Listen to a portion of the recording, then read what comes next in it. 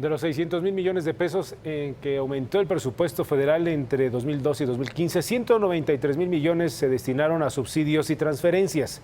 Este rubro no cuenta con reglas ni criterios de asignación y pueden darse o pueden asignarse bajo motivos políticos. Para hablar sobre este tema está aquí en el estudio y me da mucho gusto Mariana Campos. Ella es coordinadora del Programa de Gasto Público y Rendición de Cuentas de México Evalúa. Mariana, ¿cómo estás? ¿Qué tal, Héctor? Buenas tardes. Bueno, entonces, pues lo podemos resumir en que se despachaban con la cuchara grande. Pues mira, Héctor, lo que nosotros vemos es que si comparamos el año 2015 con el 2012, hubo un aumento en el gasto de 600,000 millones de pesos, de los cuales un tercio se destinó a subsidios y transferencias, tanto a población en menor medida como a gobiernos locales, ¿no? Entonces, como tú sabes, el gasto a nivel local es delicado porque tenemos muchísimas fallas y controles a nivel local. Sí. Y de estos subsidios y transferencias, por ejemplo, el 40% de este dinero se fue a programas que se clasifican como sin reglas de operación. Y esto nos dice que, bueno, no tienen garantía de tener un diseño documentado, no tienen garantía de tener reglas para la entrega y cumplimiento de sus objetivos. Entonces, nos preocupa bastante porque estos subsidios y transferencias es un gasto vulnerable y puede utilizarse políticamente. Por ejemplo, ahorita en la discusión del presupuesto, una gran parte de este dinero no se conoce en dónde se va a gastar, es decir, en qué entidad federativa se va a gastar. Hay opacidad en la discusión del presupuesto y en el destino geográfico de este gasto, ¿no? Entonces nos preocupa que pueda prestarse políticamente a su uso. Son millones de pesos. Ahora, es el presupuesto destinado a subsidios. Esto es, estamos hablando a nivel nacional, del presupuesto del gobierno federal. Así es. Muy bien. Así es. Y también vimos algo, Héctor, que es importante comentar. Hicimos un análisis, por ejemplo, de cómo se destinaba este dinero en 2012. Vimos que la transferencia per cápita, es decir, el monto per cápita que se destinaba, por ejemplo, a las entidades federativas, el estado privilegiado era un estado de color azul, es decir, coincidía con el partido que estaba en el gobierno federal, ¿no? En ese momento, era Baja California. Sí. Y, por ejemplo, en esas épocas veíamos que las transferencias hacia el Estado de México estaban algo castigadas.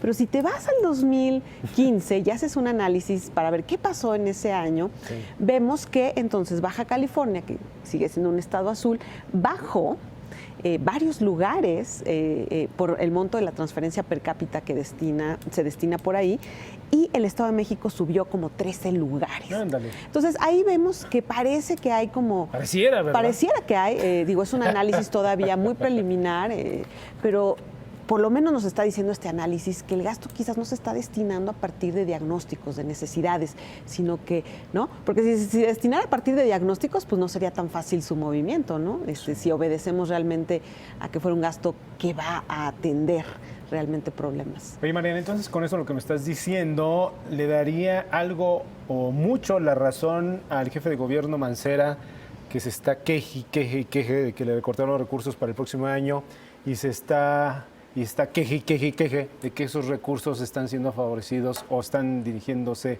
más hacia el Estado de México? Pues, o sea, nosotros lo que vemos es que es un gasto que no cumple con buenas prácticas de transparencia y rendición de cuentas. No es equitativo. Y que eso lo puede hacer muy proclive al uso político. Y bueno, tenemos algunos hallazgos como el que te comenté ahorita, en donde sí vemos que en 3 años, bueno, cambia bastante la distribución de estos recursos, cuando en teoría, si estuvieran atendiendo verdaderos problemas, pues no podría cambiar tan rápido la manera en la que se distribuyen. Entonces, puede ser que haya algo de cierto, y lo más preocupante, Héctor, es que la mayor parte del incremento de gasto que hubo entre estos 2 años se fue a este tipo de gasto, ¿no? En contraste, vemos, por ejemplo, que la inversión disminuyó entre estos 2 años. Entonces, estamos privilegiando un gasto hasta cierto punto descuidado, un gasto vulnerable al uso político. Bueno, con base a otras experiencias, me refiero a otros países, Mariana, ¿tienes conocimiento? Porque si gana o si se cambian las administraciones, si cambian los personajes, o me refiero a los presidentes, y la definición de este tipo de presupuestos, va a seguir ocurriendo lo mismo. Voy a esto. ¿qué blindajes podemos tener para que llegue quien llegue, sea del partido que sea, pues no cometa este tipo de errores?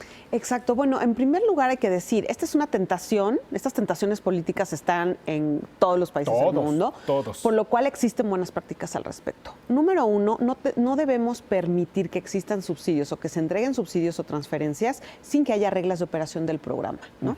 Y esas reglas de operación tienen que contener cuál es el diseño del programa, cuál es el objetivo, y a la hora de que antes de que se entregue el dinero, deben de ser evaluados el diseño del programa para ver si este tipo de programas tienen precedentes, por ejemplo, en el mundo, de arreglar los problemas que se pretenden arreglar con dicho programa, ¿no? Entonces, tiene que haber un proceso de diseño y de evaluación previo a que se empiecen a entregar recursos. Esa es una manera de blindarlos. La otra manera es que haya mucha más transparencia en la discusión presupuestaria, porque ahorita te digo, solamente tenemos certeza de una cantidad de recursos a qué parte se van a ir geográficamente, pero en una gran cantidad, que más o menos es como solo conocemos con certeza como el 20% de los recursos a dónde van, el resto no sabemos. Entonces, no podemos permitir aprobar un presupuesto sin que haya la transparencia suficiente, ¿no? Estas son justo las prácticas que nos van a permitir blindar.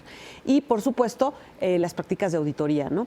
¿Ya están? Ya están, pero parcialmente. ¿Por qué? Porque tenemos la auditoría a nivel federal. Sin embargo, esa es una auditoría que se hace a posteriori, una vez que se ejercieron los recursos.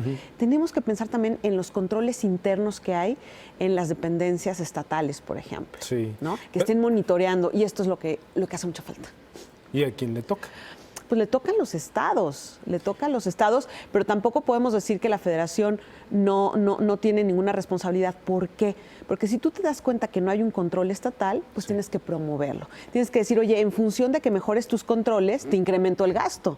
Pero ¿qué sucede? Que lo incrementamos sin considerar cuál es la gestión, la calidad de la gestión estatal, ¿no? Entiendo. Entonces, ambos tienen responsabilidad, Héctor. Qué complicado, Mariana. Qué complicado. Bueno, seguiremos platicando de este tema. Es muy apasionante.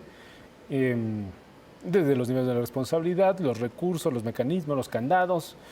Y todo se puede resumir en un tema de voluntad o de mala voluntad, de profesionalismo, ¿no? De actitudes sin duda, positivas. Y de que tenemos que lograr que el gasto se ejerza en un ambiente más institucional, menos politizado, ¿no? Más controlado, más auditado. Controlado. Pero si depende de las mismas personas cambiar las cosas para que puedan, en fin, a veces pienso que estamos en un círculo vicioso. Difícil terrible de salir de ahí, pero hay que pensar que hay otros países que han podido salir poco a poco de esos Nos vamos a incentivos. esos países mejor. No, tenemos que más bien copiarles, pero digamos, pensando en cómo tropicalizarlo en México para que funcione acá estas buenas prácticas. Yo sé, México Evalúa con especialistas acreditados, como en tu caso, lo están haciendo, y por eso es que vienen todos los lunes a recordarnos que sí se puede. Mariana, muchas gracias. ¿De qué, Héctor? Hasta luego. Hasta la próxima, las 18 horas.